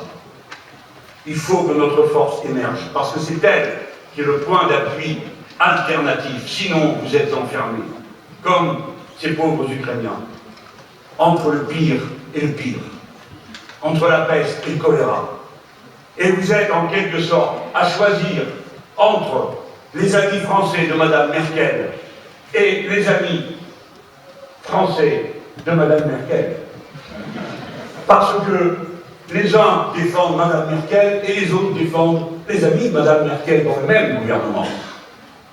Vous auriez, pour les élections qui viennent, à choisir, je pense aux européennes, entre M. Martin Schulz, membre du SPD, membre du gouvernement de Mme Merkel, et Mme Merkel, et M. Juncker, paraît-il, va être leur candidat pour la Commission. C'est-à-dire l'homme qui a dirigé un paradis fiscal qui nous fait les poches depuis des années. Et voilà, c'est lui qui propose. Celui-là ou une carpette, choisissez. Là ou le même. C'est ce cercle mortel que nous voulons. Et dans les élections municipales, vous savez tous très bien ce qui se trame. Ce qui se trame, c'est qu'il leur faudrait que nous ne soyons pas là. Pour pouvoir tranquillement dire, c'est où nous? L'autre nous disait ça aussi, pas le chaos, hein. C'est où nous, vous, Madame Le Pen? Ouh. Venez vite, viendez les gens, mettez-vous autour de moi. Attention, elle va vous mordre. Elle est très dangereuse, elle est tellement dangereuse que quand elle me fait un procès, parce que je la traite, pardon, je la caractérise de fasciste, ce qu'elle est, je me retrouve, et je ne vois pas un seul d'entre eux, des donneurs de leçons qui d'habitude viennent nous dire il faut réserver vos coups à la gauche, parce qu'eux ils se disent la gauche, et pas à la droite et à l'extrême droite. Et bien allez, venez m'aider. Quand c'est moi qui suis en procès, au nom du Front de gauche, venez à Hénin Beaumont m'aider quand je porte plainte contre elle parce qu'elle fait des tracts où elle limite notre signature. Mes amis, la bataille municipale, c'est tout ça à la fois. C'est de la politique. Tout le temps de la politique. Il y a un instant, je vous ai parlé de l'Ukraine. Je vais aborder un sujet aussi qui gratte. Si 10% du gaz que nous consommons en France nous arrive d'Ukraine, eh bien nous avons à nous poser la question de notre indépendance énergétique. C'est une bonne question. Elle soulève toutes sortes de débats. Nous, le Front de gauche, nous n'avons pas éludé la question de l'indépendance énergétique. Et nous ne passons pas à côté de la question qui dérange, qui est celle du nucléaire. Nous avons proposé qu'il y ait un débat et que le peuple tranche, parce qu'il y a beaucoup d'arguments sur la table. Et nous autres, les êtres humains, nous ne sommes jamais sûrs d'une vérité. Et nous ne devons jamais être sûrs d'une vérité. Nous devons avoir des convictions argumentées, et ensuite nous devons prendre une décision. Et quand la question est très disputée, il faut beaucoup discuter. Et ensuite, on vote et on décide. Mais nous avons une grande question qui nous est posée. Demain, ça va être l'anniversaire de Fukushima. Si vous regardez bien la question, ce n'est pas la centrale qui a été le problème. C'est la conjonction de deux choses, un tsunami et une centrale au bord de l'eau. Par conséquent, notre débat il ne doit pas être seulement un débat sur cette énergie, mais sur la manière de l'utiliser. Vous voyez, ça rend les choses compliquées. Pourquoi je vous parle de ça? Parce que là, nous venons d'avoir une saison des tempêtes. Je ne vais pas vous foutre la trouille, mais quand même. La dernière fois, nous avons été sauvés par les camarades d'EDF. C'est eux qui ont eu un sang-froid extraordinaire pour gérer la centrale de Blaye. Parce qu'elle est sur le bord de la mer. Ça s'est passé en 2008. C'est le plus sévère accident que j'ai jamais eu. Parce que quand elle a été construite, On n'avait pas vu qu'on serait si proche du littoral, vu que le littoral a reculé. Pourquoi le littoral a-t-il reculé? Parce qu'on a construit dessus. Et qu'il n'y a pas de gestion de l'espace public marin. Rassurez-vous, je ne vais pas trop vous prendre la tête ce soir avec l'économie de la mer, mais quand même. Résultat, alors avant, c'est quand vous avez la conjonction de grands creux par des tempêtes, et les creux peuvent aller jusqu'à 7 mètres, vous ne le savez peut-être pas, mais en face de Bordeaux, c'est ça. Et que vous avez la conjonction avec un vent qui est à 120 ou à 140 km à l'heure, les deux ensemble, toute la flotte part par-dessus la digue. C'est une question sérieuse. Nous devons y réfléchir. Nous devons traiter le problème que soulève le front de gauche. La transition énergétique, c'est maintenant qu'il faut en parler et qu'il faut l'organiser. Parce que ne rien décider, c'est décider. Et c'est ça qu'ils sont en train de faire. Alors nous, on se regarde au coin pour pas mettre les questions qui fâchent sur la table, mais eux, pendant ce temps, ils se frottent les mains. Parce que comme rien n'est décidé, tout continuera. Et qu'est-ce qu'on fait à partir de 2017, quand 80% de notre parc nucléaire aura 40 ans d'existence? Mais vous avez des camarades qui sont pour le nucléaire, qui disent, ah mais ça, moi je suis pas d'accord avec ça. Ils sont déjà pas d'accord avec le fait, comme vous le tous, que Areva ait privatisé sa boîte de sécurité. Et moi, comme Parisien, ça me pose un problème d'habiter dans la seule capitale au monde qui est dotée en amont du fleuve qui sert la capitale d'une centrale nucléaire qui est à Nogent. Ce sont des grandes questions. Aucune ne doit être contrôlée. Nous autres, les citoyens, nous sommes grands, donc nous regardons en face les problèmes. Donc, il faut tous les traiter un derrière l'autre. Les aborder, les discuter. Et tant pis si c'est 10 fois, et si c'est 20 fois, parce que ce sont des enjeux tellement sérieux, tellement importants, qu'il faut regarder plus haut que l'instant où la question se pose. Alors, je vous ai dit, parce que c'est tout de la politique. Les bidouillages ont bien commencé. Le bidouilleur en chef, Manuel Valls, est un homme plein d'inventivité quand il s'agit des élections. Il avait déjà trouvé une bonne idée, ne plus distribuer de profession de foi pour les élections européennes. Par mail. S'il vous plaît. Déjà que tout le monde trouve ridicule ces 7 circonscriptions qui sont censées nous rapprocher des électeurs et qui sont grotesques. Donc les PRG, qui se croient je ne sais pas quoi, avaient déposé une proposition de loi. Et Hollande leur avait dit, bah oui, on va le faire. Alors, s'il m'avait demandé à moi ce qu'il faut penser quand Hollande vous dit qu'il va faire quelque chose, j'aurais dit, écoutez, restez à la maison, ça ne sert à rien. Au moins, il m'a fait le même coup avec l'amnistie sociale, je vous rappelle.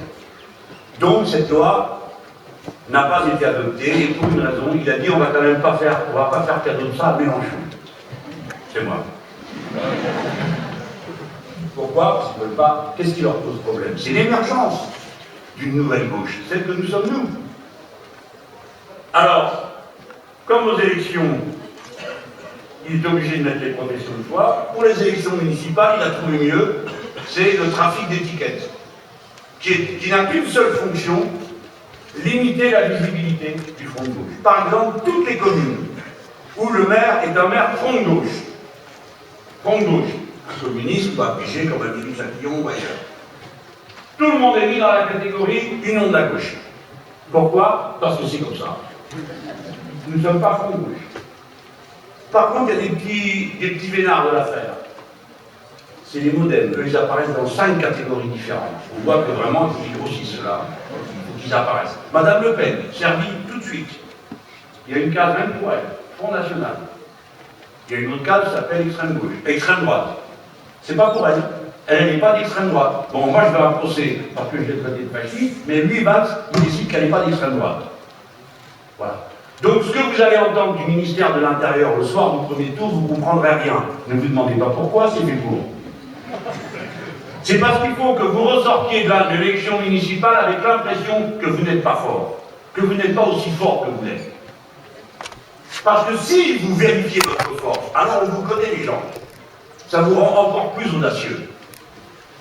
Eh bien, c'est cette force-là qu'il s'agit de rassembler dans l'élection municipale. On vous a dit toutes les raisons. Rappelez-vous bien d'une chose, mes amis. En tout cas, pour ceux qui sont plus jeunes que moi, il y en a quand même quelques-uns dans cette salle. Les élections municipales, on ne va pas bloquer des voix. On parle aux gens, et vous savez ce qui se passe la plupart du temps, quand vous repartez, la chose que vous disent les gens. Ils vous disent merci. Demandez aux copains qui font du porte-à-porte. Pourquoi? Parce que nous sommes des militants et que quand nous parlons aux gens, nous leur manifestons de cette seule acte-là du respect. Les gens sont plus fins, plus malins qu'on le croit, les bobos qui espèrent les amuser avec des promesses. Les gens réfléchissent, mais souvent on ne sait pas avec qui parler. D'ailleurs, on ne voit personne. Et pourtant, quand va arriver le jour du vote, les professions de foi arrivent à la maison, on les pose sur la table, dans la cuisine, dans la salle à manger, on regarde. Les enfants demandent, alors tu vas voter pour qui? Papa, maman? Il faut s'expliquer un peu, donner des arguments. Les gens sont fiers de faire ça, ça participe de l'éducation des enfants, c'est normal. Donc c'est un moment politique important pour la personne qui a fait son choix, mais plus toujours la même après qu'avant. Elle a bien réfléchi, elle a fait un choix. Là, il y en a pas qui vont réfléchir. Chez les socialistes. Ils ont voté ou pas? Quand même. Et après, en cours de route, qu'est-ce qu'il fait? Il fait gêne de dire, bon, allez, cette fois-ci, j'aide le front de gauche, parce que quand même, au moins, ça leur donnera une leçon. C'est ça, le sujet de la question de cette élection municipale. Est-ce qu'il y a un front de gauche suffisamment puissant pour que le cours de la politique change dans ce pays? Est-ce que nous pouvons nous avancer vers le point de départ de cette révolution citoyenne dont notre patrie a besoin, pour être refondée de fond en comble, comme elle doit être? Je reviens sur cette question du porte-à-porte. Les gens vous disent merci. Parce qu'on a parlé à haut niveau. On a parlé de choses importantes. On ne s'est pas moqué d'eux. On n'est pas venu les solliciter pour les flatter. Voilà pourquoi ils disent merci à la sortie. Et quand on parle de choses fondamentales. Vous avez une régie publique de l'eau ici. C'est déjà ça, c'est bien. Mais nous revendiquons les premiers mètres cubes gratuits. Pardon pour ceux qui m'ont déjà entendu argumenter. Mais je voudrais le faire pour que vous vous souveniez, les gens, que l'élection municipale, c'est ça. Vous savez, quand j'ai été un jeune homme, oui, ça m'est arrivé. Alors les anciens m'ont appris, on allait au porte-à-porte. Moi, j'avais le programme commun à la main. Le programme commun, pour un oui, pour un non, même si vous ne demandez rien, on sortait quand même. Et on expliquait aux gens. Et les municipales, ça a toujours été un moment où la gauche donne à voir le monde qu'elle veut créer. C'est pas seulement voter pour Pierre, pour Jacques, pour Jacqueline, pour Pierrette. Quel monde voulons-nous? On le donnait à voir. C'est comme ça qu'on a inventé l'essentiel des progrès sociaux. On commençait dans les municipalités, les habitations à bon marché, qui sont devenues les HLM. Les piscines municipales, ben, ça porte bien son nom, c'est dans les municipalités de gauche. Les colonies de vacances. Le quotient familial, qui est le début du communisme. Mais oui, ben, allez expliquer ça aux gens, le quotient familial. Alors on disait, voilà, ben, alors qu'est-ce que c'est? Ben, si vous allez au service, vous allez à un service public, vous paierez en fonction de vos revenus. Ah, disaient les gens, bon, ça n'existait nulle part. Et il y avait toujours des crétins, de droite, non, pour dire, qu'est-ce que c'est que cette histoire? Quand on va chez le boucher, il n'y a pas de quotient familial, tout le monde paye la même chose. Ils sont intelligents. Et nous, on avait la réplique, on disait, bien sûr que si, qu'il y a un quotient familial. Ah bon? Ben oui, si t'as pas d'argent, t'as pas de viande. T'as un quotient familial, ça, dans l'autre sens. C'est ça justement qu'on essaye de faire. T'as pas beaucoup d'argent, mais t'as quand même de la viande, et donc tu peux nourrir ta famille. Bon, on me comprend. Eh bien aujourd'hui, il faut de nouveau mettre en avant des grandes idées. Des choses qu'il faut réfléchir, qui font appel au meilleur des gens, c'est-à-dire à leur sentiment de solidarité et d'interdépendance humaine.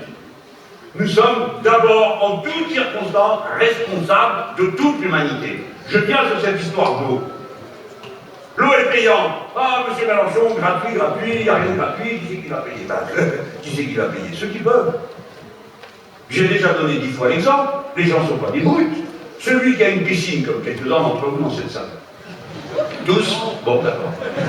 Alors, vous avez parfaitement compris, et vous êtes des gens normaux, vous dites, bah moi j'admets parfaitement de payer l'eau que j'utilise pour ma piscine un peu plus cher, parce que c'est pas un besoin absolu. Eh bien, je paye un peu plus cher, payer la place des autres. Oui, bah ouais, ça c'est bien. Allez vers les rouges. Ça, pour ce qui est de données, ils sont toujours là. Et puis gratuit encore. Enfin, qui est-ce qui nous dit ça? Mais qui c'est qui nous parle comme ça? Les capitalistes. Mais eux, ils vivent de la gratuité. Tout le temps, tous les jours, chaque fois que le soleil se lève. Parce que quand le salarié va à l'entreprise et qu'il a travaillé 10 heures, on ne lui donne pas la valeur des 10 heures qu'il a produit, hein. On lui donne 2 heures. Tout le reste, c'est gratuit pour l'autre. C'est pas eux qui vont venir nous faire des leçons sur la gratuité. Nous réinvestissons à titre collectif une part de la gratuité du travail fourni. On se comprend? J'espère que oui, c'est de l'économie politique, les amis. Bon, un peu marxiste, hein. Mais c'est ça l'affaire, donc on réfléchit.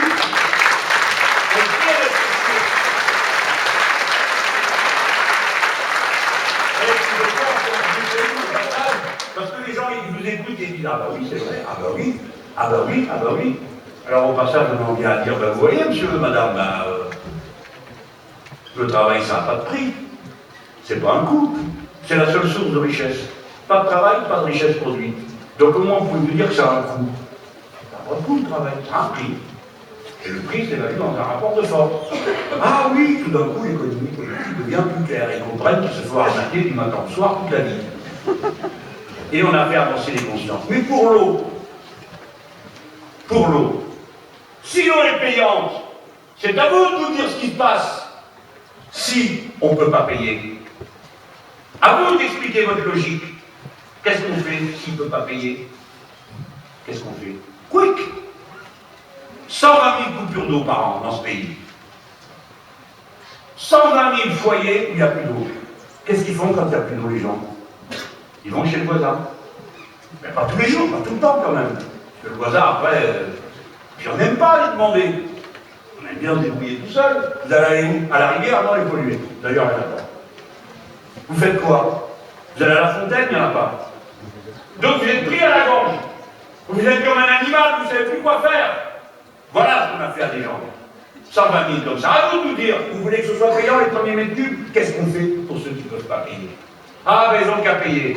Peut-être bien, mais si vous leur coupez l'eau, ça veut dire que vous leur lancez à la figure un message d'une violence inouïe. Parce qu'on peut se passer de tout. Vous passez pour certains d'entre vous des fois de manger le nombre de repas qu'il faudrait par jour. Vous passez des fois d'électricité, parce que comme 300 000 personnes, on vous a coupé l'électricité. Vous pouvez vous passer de chauffage.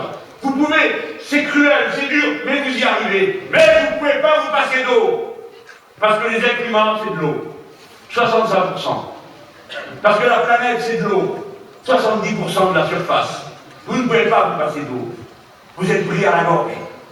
C'est à eux de nous dire ce qu'ils comptent faire. Et quand nous disons gratuit, ça veut dire que nous reconnaissons en toute personne un semblable. Un semblable, un autre être humain. Voilà ce que proclame une chose qui a l'air de rien comme ça, les premiers mètres cubes gratuits d'eau. Ça dit l'humanité est une et indivisible. Nous sommes tous partie prenante du même écosystème. Et donc nous sommes semblables. Parce que c'est le même écosystème et que si nous le laissons se menacer, il s'effondre pour tout le monde. Alors s'il n'y a qu'un seul écosystème compatible avec la vie humaine, ça veut donc dire qu'il y a un intérêt général humain. Et que cet intérêt général est plus fort que les intérêts particuliers. Et si cet intérêt général est plus fort que les intérêts particuliers, il faut donc qu'il s'impose comment? Par la force de la loi. Comment pouvons-nous trouver cet intérêt général? Par la discussion et la confrontation de points de vue contraires. Autrement dit, pour nous, la gauche du XXIe siècle, la démocratie n'est pas une concession que nous faisons à nos adversaires. C'est le cœur même de notre manière de travailler. Nous ne disons pas que nous avons raison en tout et pour tout et pour tout. Nous le pensons, mais nous sommes prêts à entendre le contraire. Eux, non! Eux, ils nous disent qu'il n'y a qu'une seule manière de faire marcher l'économie, il n'y a qu'une seule réalité, la concurrence libre et non faussée, un seul organisateur général de l'activité humaine, le marché, et sa main invisible bien fameuse, qui vous fait des délits dans votre portefeuille. Eh bien, si nous devons débattre, après il faut bien décider, je ne dis pas imposer un point de vue, décider. Ça s'appelle la démocratie. Et chacun d'entre nous met son bulletin de vote, non pas pour ce qui est bon pour lui, mais ce qui est bon pour tous. Et ça s'appelle la République. Je viens en quelques mots de vous montrer comment la gauche du XXIe siècle est d'abord une gauche écologiste, pour pouvoir être une gauche républicaine, communiste et socialiste. Voilà ce que nous jouons aussi dans cette élection. Si nous faisons passer notre point de vue, c'est tout ça qu'on va faire avancer. Ah, bah, je sais, c'est à 10 km de ce que je devrais être en train de nous raconter. Alors, comment ça s'appelle ici, l'Europol. Et voilà, le gros machin.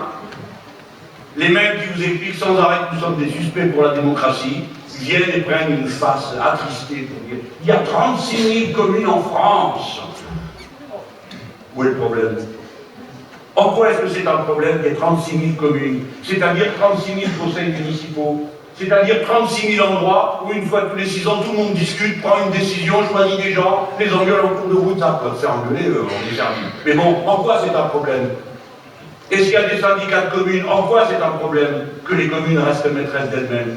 Qu'est-ce que c'est que cette organisation du territoire? Vous la connaissez tous, c'est l'organisation capitaliste. Ici tu dors, ici tu manges, là tu te promènes, là tu fermes ta gueule partout de toute façon, et puis tu vas à pied ou en bourricot parce qu'il n'y a pas toujours les moyens de transport, ou tu achètes une bagnole et tu te fais tomber toute l'année. Où tu vas amener ta force de travail gratuitement à un type qui ne prétend pas de payer ton temps de transport, pas de payer tes habits du travail, etc. Vous ne dites pas que c'est pas vrai, j'ai participé au débat sur les 35 heures. Il mégotait tout, les pauses pipi, les pauses casse-croûte. Le type qui rentrait dans le frigo à Roissy au grand marché là. Alors bon, vous avez compris quoi. Bref, il lui faut 3 quarts d'heure, le gars, pour s'habiller, c'est vous dire ce qu'il se met. Hein? Ah bah écoutez, c'est pas du temps de travail. Alors nous on leur disait, ah bon, il fait ça pour se promener. Nous ça se détend. C'est pareil, les types qui creusaient le métro, et, ils descendaient par une échelle de fer, ils faisaient 1,5 km à pied pour aller au fond de taille. Ils ne comptaient pas content de travail. Alors, pensez-moi, il faut du tourisme sans doute, du terrain. Ces gens-là n'ont aucune vergogne. Donc plus vous avez de filtres démocratiques, plus vous avez d'intervention citoyenne, et plus vous êtes sûr de la qualité du résultat que ça demande, plus vous faites monter les niveaux de décision, plus ils s'éloignent de ceux qui peuvent avoir leur mot à dire. Et plus, bien sûr, le pouvoir s'autocratise, se féodalise, mais surtout, mes amis, le pire, c'est pas ça. Ça, déjà, c'est pénible. Mais c'est toute l'intelligence qui est perdue en route. Tout le savoir-faire, toute l'inventivité, toute la créativité, toute l'imagination, des milliers de gens qui ne demandent pas mieux que de participer, donner un avis. C'est le meilleur des avis du monde, c'est un avis qu'ils ont éduqué. Moi, je ne sais pas tout, j'ai besoin de plein de choses de tous les autres. Est-ce qu'un élu ne peut pas comprendre ça? Voilà pourquoi leurs énormes structures n'ont pas de sens. Elles réorganisent le territoire d'une manière terrible sur le modèle capitaliste, accumulation à un endroit, raréfaction ailleurs. Évidemment, paupérisation des conditions de vie, parce que les plus humbles sont repoussés toujours plus loin des centres. Et les autres s'enferment entre eux. Nous connaissons ça à Paris, je ne sais pas comment c'est à Strasbourg, je ne sais pas le Var, mais à la fin, ils finissent par nous retrouver avec des loyers qui n'ont aucun rapport avec la valeur d'usage qui est un logement. C'est pourquoi l'idée de bloquer les loyers, l'idée d'avoir une politique foncière offensive, comme le font un certain nombre de nos camarades dans tout le pays, ça c'est une solution. Et puis il y a plein d'autres choses que les gens sont capables d'imaginer quand le pouvoir est réellement mis dans leurs mains, pas semblant, au niveau local. Et nous, ça nous intéresse, cette formation de l'esprit civique. L'autre jour, j'étais à Viry-Châtillon et ils m'ont expliqué qu'ils ont constitué par tirage au sort. Moi, je suis un peu sceptique sur le tirage au sort, parce que bon, le sort, des fois, surtout le contrôle, on a quand même une petite idée. Mais on m'a dit non, tu juges mal les choses. Ils ont fait par tirage au sort des commissions de précaution. Vous vous demandez ce que c'est, hein? Et bien voilà. Ces commissions de précaution tirent au sort, on va voir les gens, on leur dit voilà, vous avez été tiré au sort pour faire un membre de la commission de précaution, qu'est-ce que vous en pensez? On leur explique ce que c'est. C'est eux-mêmes qui font les mesures des radiations des antennes. Vous voyez? Et ils ne croient pas à ce qu'on leur raconte, ils font tout eux-mêmes. Et la municipalité de gauche, c'est une de nos camarades qui la dirige, a trouvé cette idée pour pouvoir avoir un dialogue sérieux avec ceux qui posent les antennes, les installent et disent toujours que tout va bien, qu'il n'y a pas de problème, qu'il n'y en aura jamais, qu'il y aura la tête des rats à qui on inflige ce genre de traitement, ça nous fait un peu froid dans le dos. Mais on ne sait pas. En tout cas, on veut savoir où on en est. On veut avoir des mesures. Ils font ça aussi pour la surveillance de la qualité de l'eau. Et c'est ces méthodes-là qui permettent, qui illustrent concrètement ce que ça veut dire qu'une démocratie qui ne sera jamais une démocratie directe, mais qui est une démocratie qui part du terrain, qui part de la capacité d'invention, d'imagination des choses. Il ne faut pas croire que quand le pouvoir est rendu de cette manière, pour autant c'est la pagaille, c'est pas vrai, c'est tout le contraire. Les gens sont très méthodiques, des fois trop. Des fois trop. Trop ric-rac, c'est comme ça et pas autrement. Ça manque un peu de respiration. Voilà mes camarades, mes amis, comment tout est politique dans une élection. Là nous sommes sur deux communes où on ne nous attend pas. On ne nous attendait pas non plus place de Broglie. Et on y était. On ne nous attendait pas dans la circonscription de Lausanne. Et on a fait mieux que de la figuration. Par conséquent, que j'observe, alors ça va faire mal à mes camarades, hein, parce que ça fait 6 mois déjà qu'il y a un.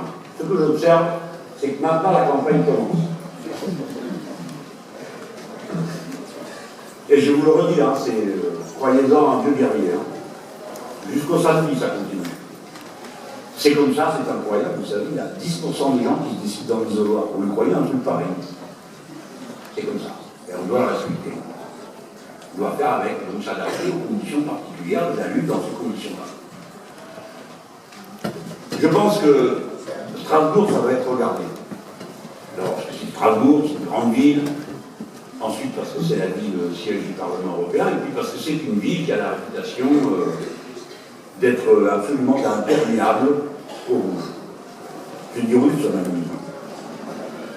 Ça me fait enrager, alors ça m'amuse encore plus. La place de Broglie, c'est ça qui m'amusait le plus. Tous ces drapeaux rouges, tous ces drapeaux tricolores, l'international et la Marseillaise. Il y en a qui vont lui faire des cauchemars pendant un an. Ouais. Au secours! Ils oublient qu'il y a eu un soviet à Strasbourg. Faites-le vous raconter si vous ne savez pas. Il y a eu un soviet à Strasbourg. Eh bien, moi, je crois que non. Je pense que la population de Strasbourg, du fait même de sa forme d'éducation, où le collectif joue un assez grand rôle. Parce que si je mets de côté le concordat, vous savez que je ne suis pas d'accord, le droit local, cependant, et en particulier tout ce qui touche à la mutuelle, est fait d'une manière où le partage joue un très grand rôle. Et je pense que beaucoup de gens ici sont capables d'entendre maintenant la voix des partageux. Peut-être qu'avant non, peut-être que quand ça allait bien, ils disaient ah bah, chacun va se débrouiller, faire des efforts, moi j'en fais, mes parents m'ont fait, etc. Mais maintenant, les gens ne savent pas bien par quel bout attraper ça. Mais ils voient bien que ça ne va pas. Ils voient bien que la misère gagne. Ils voient bien qu'elle gagne et qu'elle est silencieuse. Et pas seulement parmi ceux qui ont l'habitude d'être misérables. Je veux dire ceux qu'on a trop méprisés, ou toujours considérés comme les derniers arrivés. Je veux dire, tous ces salariés qui ont été si longtemps oubliés de toutes les grandes répartitions. Mais la misère, maintenant, elle entre dans des endroits où on ne sait pas qu'elle y est. Dans les copropriétés, par exemple. Peut-être que vous ne le savez pas. Mais les gens tirent la langue. Hein. Parce que les copropriétés, quand elles arrivent à leur 20e année, ou qu'elles s'approchent de la 30e, et de la 20e, déjà la garantie décennale pour voir, hein, et il faut raquer. D'un coup, vous découvrez que ce n'était pas fait avec autant de soin qu'on aurait souhaité. Et il y a d'énormes frais. Vous avez plein de copropriétaires, des gens qui arrivent à l'âge de la retraite. Des fois, ils ont une retraite qui pourrait aller pour vivre. Mais pas pour payer tout ce qu'il y a à payer quand la copropriété commence à se déglinguer et les gens ne disent rien. Parce que c'est des milieux où on ne parle pas, on ne dit pas, ça ne se fait pas. Et puis on ne veut pas dire, quand on est arrivé à la retraite, qu'on est déjà à la retraite depuis 4 ou 5 ans, on ne veut pas dire que ça ne va pas. Parce qu'on a bossé toute sa vie, parce qu'on a eu des fois des bons boulots. Et cette misère, elle gagne. Donc les gens, ils entendent ce qu'on leur dit. Vous ne pouvez pas être heureux au milieu d'un océan de malheur. Vous ne pouvez pas. Et puis, nous prenons à toutes les traditions pour dire aux gens la chose suivante. Écoutez, des erreurs politiques, on peut en faire plein dans la vie. Et nous, les premiers, on en a fait. Nous autres, à cette tribune et d'autres et tout dans la salle, qui n'ont pas si malin que ça, aussi. Mais il y a une circonstance où on est sûr de jamais se tromper. Il y a une ligne politique qui permet d'être sûr de jamais se tromper. C'est d'être du côté des pauvres. Si vous êtes du côté des pauvres, vous êtes du côté de l'humanité. Tout le monde n'est pas pauvre, mais vous devenez plus riche à partir du moment où vous vous occupez des pauvres, de ceux qui souffrent, de ceux qui sont humiliés, de ceux qui n'ont pas la parole, de ceux qui sont malades et qui ne comprennent pas, de ceux qui ne savent pas lire et écrire, de ceux qui n'ont pas d'eau, qui n'ont pas d'électricité, dans un pays riche comme jamais il l'a été. C'est un scandale, c'est une honte. Nous souffrons tous les jours de voir des gens dormir par terre. Nous souffrons tous les jours de voir des gens faire la queue avec une petite timbale pour avoir de la soupe chaude, comme je le vois en bas de chez moi, dans un des quartiers qui n'est pas le plus pauvre de Paris, le 10e arrondissement.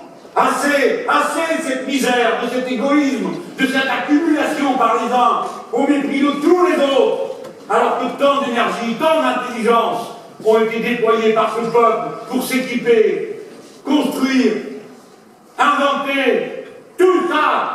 Pour quelques-uns, non, ce serait trop injuste. Voilà ce qu'on est en train de faire dans les élections municipales.